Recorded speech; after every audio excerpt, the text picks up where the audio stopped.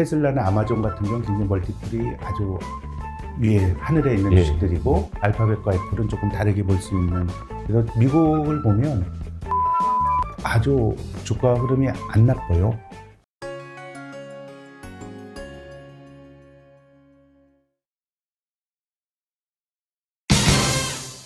미국이 지금 주장하는 대로 뭐 이제 네. 미국 현지에 네. 지금 많은 한국의 대기업들이 가서 공장을 짓고 이제 생산 활동을 이제 하려고 하고 있지 않습니까? 네. 결국 좀 주식 투자 관점에서 보자면 당장 돌아오는 이제 중국 공급망 쪽의 매출 감소라든지 중국 사업의 축소를 감안하더라도 향후 이런 미국 쪽에서 뭔가 좀 극적인 이런 반전의 약간 기업의 성장을 다시 한번 네. 쓸 수 있을 건지 이 부분에 대해서는 어떻게 네. 보시는지 궁금합니다. 저는 뭐 우리나라 기업들에게는 대기업들에게는 또 기회가 될 수도 있다고 봅니다. 예. 또 중국 기업과의 경합도가 굉장히 높아졌고 저는 또 중국 기업들이 아주 공정하게 경쟁한다고 생각지 않습니다. 굉장히 불공정하게 정부의 보조금도 받고 이렇게 하는 거기 때문에 한편으로 저는 뭐 일부 기업에 따라서는 공급망 재편 과정에서 그 큰 기회를 잡을 수 있는 기업도 있을 수 있다고 보는데 근데 한국 경제나 한국 증시가 전체적으로 좀 오버롤하게 받는 수혜는 중국에 비할 바는 아닐 것 같습니다. 우리나라의 제조업 고용이 어느 때가 제일 많았냐면요. 저는 얼마 전 이 자료를 찾아보면서 IMF 외환위기 직후였던 한 96년, 97년 정도가 제조업 고용의 정점이 아닐까 생각했는데요. 네. 보니까 91년이더라고요. 90년. 근데 91년 다음해인 1992년에는 어떤 일이 벌어졌냐 하면 우리나라가 중국과 수교했어요. 예. 우리 80년대 후반에 아주 강렬한 노동운동의 영향으로 어쨌든 80년대 후반은 생산성보다 인건비가 굉장히 많이 올라갔고요. 그러다 보니까 우리가 중국과 수교한 이후에 한국의 자본에게는 굉장히 이제 중국이라고 하는 게 큰 규모의 대규모 자본이나 아니면 뭐 공장을 조그맣게 하는 사람이나 중국에 대한 어떻게 보면 노출도가 너무 많이 커졌고 또 그 수혜를 이 중국이 그 자본주의 경제 그 편입이 되는 우리가 말한 세계화의 수혜를 가장 강하게 받은 나라가 한국과 대만입니다. 한국과 대만인데 이제 미국으로 밸류체인이 바뀐다 그러면 저는 뭐 몇몇 기업들은 거기서 기회를 찾을 수 있고 또 길게 보면 우리가 중국에 대한 의존도를 좀 낮추는 게 맞는 것 같아요. 그래서 최근에는 우리 뭐 소부장 이런 것들을 과거에는 일본이 한국에 경제 제재를 한 것에 대한 대응으로서 소부장의 자립 이런 게 논의가 됐는데 올해 들어서 논의가 되는 소부장은 중국 의존도의 축소입니다. 예.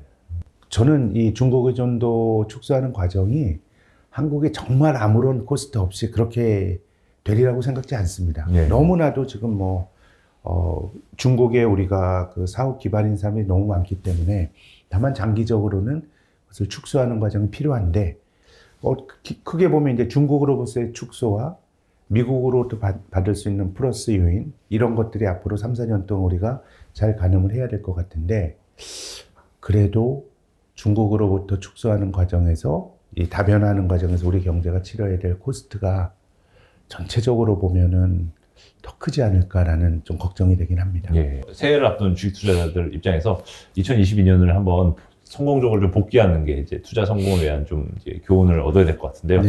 센터장님께서 이제 복귀하신 지난 코로나 이후 2년 동안 한국 개인 투자자분들이 이제 주식 투자를 통해서 좀 얻을 수 있었던 네. 교훈은 어떤 거라고 보시나요? 우선은 그 코로나 직후에 투자를 시작하신 분들은 그 장세를 예외라고 생각하셔야 될 것 같아요. 주식시장이 늘 그렇게 사자마자 주가가 많이 올라가고 이런 게 아니고 또 시장이라고 하는 게 저는 그렇게 봅니다. 우리가 시장이 늘 합리적이다라고 생각하면 우리가 투자 잘못한 거죠. 시장에서 결정이 되는 주가가 늘 정답이라고 보면 3,300에서 못 팔고 지금까지 떨어진 건 잘못된 건데 저는 시장은 대체적으로 합리적이지만 늘 합리적인 건 아니라고 봐요. 우리가 2020년, 21년처럼 달아오를 때는 굉장히 어떻게 보면 조증 환자처럼 불타오르고 어떨 때는 낙관이 너무 과하고 또 약세장에선 비관이 굉장히 또 심한 게 주식시장이라고 봅니다. 이 벤자민 그레이엄이 말한 것처럼 미스터 마켓이에요. 그렇게 본다 그러면 주식은 싸게 사서 비싸게 파는 게임이라고 보면 우리가 약세장이라고 하는 거는 어떻게 보면 주식을 싸게 살 기회이기도 하고 지금 뭐 주식 많이 들고 있는 분들의 경우에는 사실 뭐 많이 위안이 안 되실 거예요. 내가 돈이 있는 게 아니라 주식을 가지고 계실 테니까. 다만 시장에서 내려지는 이 답이 이게 정답이 아니라 그러면 아닐 수도 있다 그러면 베어마켓에서 잘 버티는 것도 투자입니다. 다만 이제 이 주식이 내가 장기간 가져갈 수 있는 주식인지 아닌지에 대한 판단은 굉장히 중요하고요. 예. 주식으로 돈을 많이 번 성공한 투자자인 워렌 버핏 같은 사람도 한 1970년대 이후로 그 자산이 반토막 난 게 4번이 돼요. 예. 근데 그 사람 입장에서는 길게 보고 이 자산이 지금은 저평가되어 있지만은 시간이 지나면 제값을 받을 거다라는 기대로 잘 버텨온 거고 예. 또 워렌 버핏의 부를 일군 그런 자산이 뭐 그렇게 많은 거 아니에요. 10개 정도. 뭐 코카콜라나 아니면 뭐 아멕스라든가 최근에 애플 이런 것들이 자산을 많이 늘린 거거든요. 그래서 저는 투자라고 하는 거는 어쨌든 약세장도 경험하는 거고 그곳에서 저평가된 자산을 잘 사면 또 기회가 있는 거고 또 물려 있더라도 내가 어차피 뭐 상당수 투자자분들 비자발적인 장기 투자의 길로 접어들었잖아요. 예. 팔지도 못하고. 그럼 내가 이거 들고 있을 만한 가치가 있는 건지 그런 것들에 대한 고민은 늘 하셔야 되는 거고 저는 그것도 투자라고 봐요. 우리가 싸게 사서 비싸게 파는 이것만의 이게 투자가 다가 아니고 예. 밀려 있더라도 거기서 내가 판단을 내리고 하는 것도 투자니까 지금은 너무 넓게 보시는 것보다 주식을 많이 가지고 계신 분들은 자기 자산을 조금 잘 좀 스터디하시고 뭐 이런 시간으로 좀 활용하실 필요가 있다는 조언을 드리고 싶습니다. 올해 10월에 좀 그래도 중기적인 좀 저점 찍었다. 이걸 보고 좀 이제 분할 매수를 할 수 있는 구간이다라고 보시는 견해가 있고, 아니면 그냥 내년에 주식시장이 추가로 말씀하신 것처럼 뭐 10%, 20% 정도의 추가 그 낙폭에 대한 테일 리스크도 있는 만큼 그냥 관망하겠다 예금하면서 이런 의견도 있는데 센터님께서는 보통 어떻게 좀 조언을 하실지 궁금합니다. 뭐 자산 배분 관점에서 말씀을 드리면 제가 앞서서 20세기의 다우지수 말씀을 드렸는데 5% 이상의 이자를 주는 상품들은 그것이 뭐 회사채가 됐건 그런 것들은 자기 자산의 일부는 좀 권해드리고 싶어요. 왜냐하면 뭐 내년까지 높은 금리가 유지가 된다고 하더라도 이 금리가 천년만년 가지 못할 거예요. 왜냐하면 그렇게 되면 경제가 망합니다. 우리가 지금 한 2% 성장하는 경제입니다. 근데 가계부채는 GDP보다 더 많아요. 그럼 그 부채에서 그 지불해야 될 이자가 예를 들어서 5%, 6%라 그러면 이 경제가 어떻게 지탱 가능하겠어요. 그렇게 되면은 뭐 그 결과가 심각한 경기 침체건 아니면 누군가의 파산이건 그 다음에는 금리가 낮아질 수밖에 없거든요. 그렇기 때문에 지금은 한 5%가 넘는 에셋에서 안정적인 이자가 나올 수 있는 것들을 좀 골라보시라는 조언을 드리고 싶고 저는 주식은 싼 주식이 좋을 것 같아요. 너무 좀 진보하게 들리실 수도 있겠지만 지금 그 미국 보면 월마트 같은 거는 신고가가 나고 있고요. 예. 빅테크 주식이 많이 떨어지고 있죠. 근데 밸류에이션이 싼 주식들은 뭐 시장이 바보가 아니면 뭔가 약점이 있으니까 싼 거예요. 아주 좋은데 주식이 쌀 수는 없어요. 근데 저는 주식이라고 하는 거는 그 기업이 가진 절대적인 가치도 중요하지만 상대적인 비교를 통해서 주가의 성패가 결정되는 것 같아요. 아주 좋은 비즈니스 모델을 가진 종목들이 굉장히 잘 나갈 때는 이 흠이 있는 주식을 사람들이 눈길을 두지 않아요.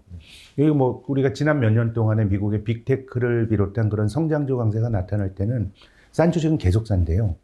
근데 지금 빅테크 기업들은 뭔가 이제 투자자들이 야, 너무 비싼 거 아니냐라고 하는 또 빅테크 기업이 되기에는 금리의 수준이 너무 높아요.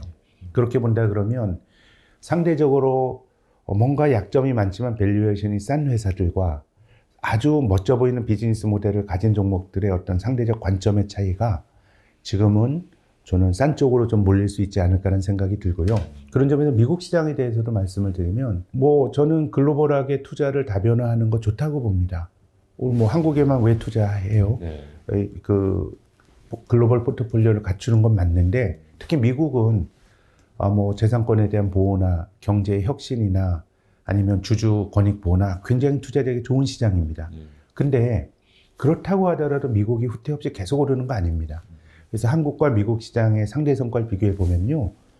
80년대는 한국이 훨씬 좋았어요. 미국도 좋았지만 80년대 위너는 일본, 한국, 또 뭐 홍콩, 대만과 같은 동아시아 나라 시장이 미국보다 훨씬 좋았고요.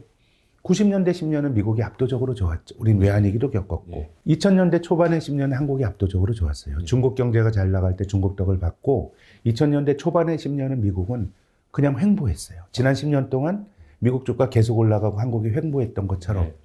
글로벌 금융위기 이후로 미국이 좋았죠. 그래서 저는 뭐 어떤 자산이건 사이클이 없는 자산은 없고요. 특히 미국이 좋았던 것은 아주 빅테크 기업들에 대한 환호와 그 높은 밸류에이션을 가능하게 했던 저금리 이런 것들인데 지금은 너무 비싼 것 같아요. 저 특히 미국의 빅테크 기업에 투자하시는 분들께 꼭 드리고 싶은 말씀은 우리가 주식 투자에 간혹 많은 고통을 받게 되는 것이 그 기업이 훌륭하지 않아서가 아니에요. 지금 빅테크 기업도 훌륭하죠. 훌륭한데 그 기업에 대해서 너무 높은 밸류에이션을 주고 비싸게 주고 사면 이 높아진 밸류에이션이 정당화되기가 좀 힘든 것 같아요. 마이크로소프트 예를 들면 저는 마이크로소프트는 정말 위대한 기업이라고 봅니다. 왜냐하면 닷컴 버블 때도 나스닥 시가총액 1위였어요. 근데 20년 지나서 소위 4차 산업혁명이 논의가 되는데도 시가총액 1위 했거든요. 근데 위대한 기업이죠. 장기 투자하면 결국은 돈을 많이 벌었지만 닷컴 버블 때 이 기업이 너무 좋으니까 PER이 막 50배 했었어요. 닷컴 버블 붕괴가 될 때 주가가 한 60% 넘게 조정을 받았습니다. 근데 지금 미국의 빅테크 기업들이 그렇게 밀린 게 꽤 돼요. 근데 중요한 거는 그 이후에 마이크로소프트가 바로 반등하기보다 한 7, 8년 그냥 옆으로 횡보합니다. 비싼 주식들은 그렇게 되는 것 같아요. 그렇게 본다 그러면은 저는 전통적인 제조업 주식들, 싼 주식들 이런 것들이 상대적으로 좀 나을 것 같고요. 또 지금 이제 글로벌 밸류 체인이 바뀌는 과정에서 비효율에 근간한 투자 사이클이 만들어지는 것 같아요. 중국에서 지었던 거를 좀 다변화하면 또 한국에서 짓든가 미국에서 짓든가 그렇게 본다 그러면 이 소부장류의 주식들이 좀 좋아 보이는데 그 주식들이 밸류에이션이 아주 비싸지 않아요. 그래서 저는 업종을 불문하고 소외되고 싼 주식들 이런 것들을 잘 고르시면 또 내년에는 또 그런 점에서는 또 기회가 있을 수 있다고 봅니다. 최근 PER 같은 지표만 보자면 올해 하반기 기준으로 한때 코카콜라가 알파벳의 PER을 넘어서는 등 네, 거꾸로 네, 이제 네. 전통적인 가치주와 그 성장주의 이제 관념이 좀 뒤바뀐다는 모습을 보는데 그럼에도 불구하고 이렇게 질문도 하시는 분도 있을 것 같아요. 아니 그러면 싼 주식을 사러 가셨는데 뭐 업종은 당연히 같은 업종 내서 비교를 하셔야겠지만 그래도 PER이 싼 주식이 좋은 거 아니냐, 싼 거 아니냐라고 질문하실 것 같은데요. 빅테크 관점에서 그런 관점에서 코카콜라보다 알파벳을 사는 게 맞지 않냐? 뭐 이런 질문도 하실 것 같은데. 제 생각에는 뭐 우리 빅테크 기업 중에서 테슬라와 알파벳은 조금 알파벳과 애플은 좀 분리해서 봐야 될 것 같아요. 뭐 테슬라나 아마존 같은 경우는 굉장히 멀티플이 아주 위에 하늘에 있는 주식들이고 알파벳과 애플은 조금 다르게 볼 수 있는 볼 수 있는 포인트들이 있다라고 생각이 되고요. 그래서 미국을 보면 어쨌든 뭐 존슨앤존슨, 월마트 이런 류의 주식들이 지금 뭐 아주 주가 흐름이 안 나빠요. 우리가 어려움을 겪은 빅테크가 많이 몰려 있는 건데, 그래서 저는 비싼 주식들은 기대가 너무 많이 투영이 된 기업들은 그 기대를 충족시키기가 힘든데, 특히 그 사업이 궤도에 오르면 오를수록 더 그래요. 우리가 매우 역설적인데요. 우리가 바이오 주식들을 보더라도 임상 들어가기 전에 사람들이 그냥 그 기대가 있을 때 주가가 많이 오르고요. 임상 1상 성공, 2상 성공, 3상 갔다. 근데 3상 성공하는 게 매우 낮거든요. 그럼 사람들이 현실적으로 이 리스크를 프라이싱을 하게 되면 주식이 잘 안 되는데, 테슬라 같은 경우도 2019년까지 적자 났죠. 2020년에 흑자가 났어요. 굉장히 중요한 변화입니다. 2021년에 이익이 한 두세 배 정도 는 것 같아요. 근데 지금부터 내년 이익은 지금보다 한 30% 정도 느는데, 컨센서스가 그래요. 근데 밸류에이션이 높잖아요. 그럼 이게 적자가 나더라도 사람들이 꿈이 있을 때는 이런 높은 밸류에이션도 용인이 되고, 또 용인 받을 수 있는 가장 중요한 매크로 환경 저금리, 금리가 낮으면 먼 미래의 수익에 대해서 사람들이 굉장히 관용도가 높아요. 근데 금리도 높고, 현실에서 그럼 이익이 30% 늘어난다면 엄청난 증액인데, 그럼 그런 속도로 지금의 밸류에이션이 용인이 될 거냐 그러면, 그래서 저는 지금은 성장주들에 대해서 사람들이 현실을 볼 것이다. 우리가 팡에 대해서도 조금 이제 나누어서 볼 필요가 있다라고 생각이 되고요. 그렇게 본다 그러면 비싼 주식들이 더 될 수 있는 환경은 아닌 것 같고, 또 한편으로는 역사가 반복이 돼요. 우리가 70년대 초에 정말 열광했던 니프티 50라고 하는 맥도날드, IBM, 제록스 진짜 좋은 기업들이에요. 근데 PER이 40, 50배 간 다음에 그 다음에 횡보를 하고 한 10몇 년 고생을 하다가 다시 올라가는데, 그래서 저는 중요한 거는 그 기업이 가진 본질적인 가치라기보다 그 가치에 대해서 우리가 얼마나 프리미엄을 주고 샀냐. 너무 많이 준 종목들은 저는 내년에도 어려울 거다라고 봅니다. 네. 제가 그 보고서를 보니까 주식은 사실 좀 내년에도 추가 상승률은 이미 제한적이라고 이제 말씀을 했고, 은행권의 신종자본증권이나 한전채, 특수은행채나 아니면 우량등 회사채를 좀 더 매수 관점에 접근해 보면 좋다, 이런 의견을 주셨는데, 사실 자산군별로 뭐 이제 주식도 이제 선진국 주식, 신흥 주식, 한국 주식, 그리고 채권에 대해선 선진국의 투자 등급과 선진국의 하이힐드, 그리고 신흥국 채권, 내지는 대체자산과 현금, 이렇게 좀 신용증권에서는 자산군별로 좀 구분을 해놨습니다. 네. 혹시 뭐 이미 사실 보고서를 보신 분들은 그냥 이거 보시면 될 것 같긴 한데, 그래도 센터장님께서 한번 이 보고서를 검토를 하신 입장으로서 네. 12월 그러면 앞으로 내년도 한국 개인 투자자들의 자산 배분 전략, 네. 포트폴리오를 어떻게 짜고 운영하면 좋을지 한번 네. 말씀 부탁드립니다. 지난 10년 동안 우리나라 코스피의 그 연간 그 등락률이요, 한 2% 정도입니다.